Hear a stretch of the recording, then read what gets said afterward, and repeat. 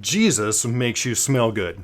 That is to say, God makes us, His followers, His perfume, His most alluring and precious fragrance. To put it another way, Jesus makes you supernaturally attractive. This is July 4, and I'm Virgil Covel, and this is Power to Serve Today, a daily devotional podcast with a reading from the book My Life Today. Our topic today, be sympathetic to all men, and our text comes from 1 Corinthians chapter 9, verse 22. To the weak I became as weak, that I might win the weak. I have become all things to all men, that I might by all means save some. All should study carefully how they can themselves become most useful and be a blessing to those to which they come in contact. All who profess to be children of God should unceasingly bear in mind that they are missionaries, brought in connection with all classes of minds.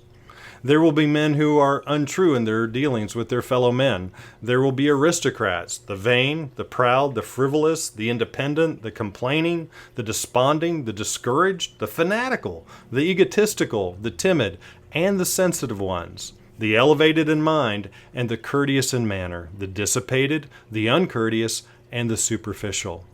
These varied minds cannot be treated alike, yet all, whether they be rich or poor, high or low, dependent or independent, need kindness, sympathy, truth, and love.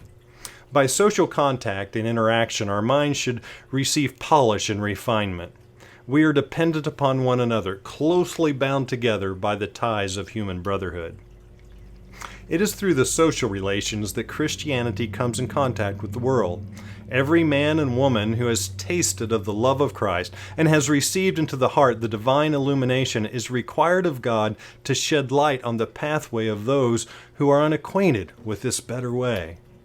We must confess Christ openly, bravely, exhibiting in our characters His meekness, humility, and love, till men shall be charmed with the beauty of His holiness. Social power, sanctified by the Spirit of Christ, must be improved in bringing souls to the Savior.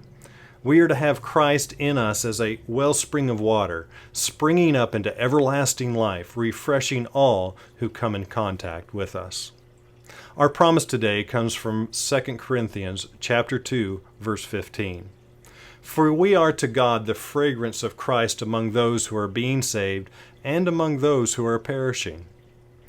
This is Virgil Covel, Ministerial, Evangelism, and Prayer Ministries Director for the Kansas-Nebraska Conference of Seventh-day Adventists.